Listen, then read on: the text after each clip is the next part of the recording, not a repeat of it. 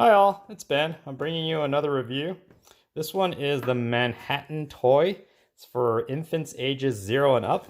Essentially, I think it's just something that they can grab onto as a toy and pull on just to work on their fine motor skills.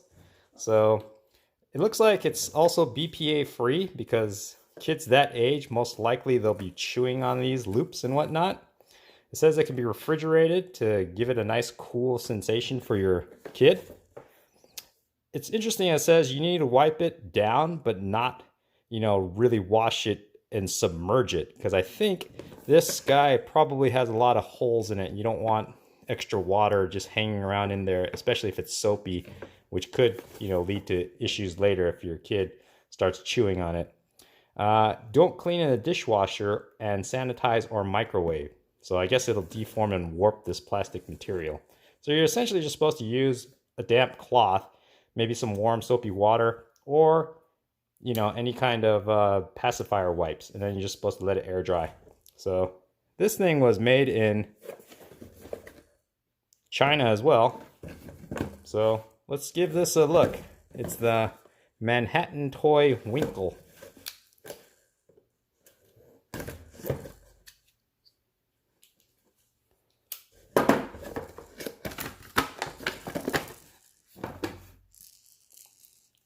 There's some kind of, probably some loose beads or some kind of BB in here to make it have a sound. So probably when your kid's playing with it, it gives them a little bit more entertainment.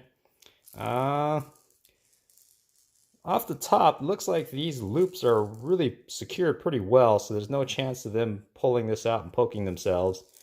For sure, it's way bigger than they could possibly swallow. And I totally understand why they would say not to submerge this, because I could easily see this after much usage separating between these loops and the main cube at the center, and then probably just have water just seep in, and then especially if it's soapy or just old water, it might just start mildewing and getting nasty. So looks like it's a pretty durable toy. I'll give it a try.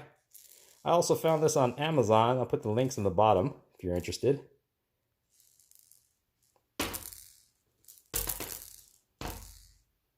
One thing you have to be careful of is when you're playing with this toy, your kid's hand could get really tangled up in this. So just be aware of that. If they were to trip or they were to grab it with the other hand, there's a possibility that, I don't know if they'll injure themselves, but just keep that in mind.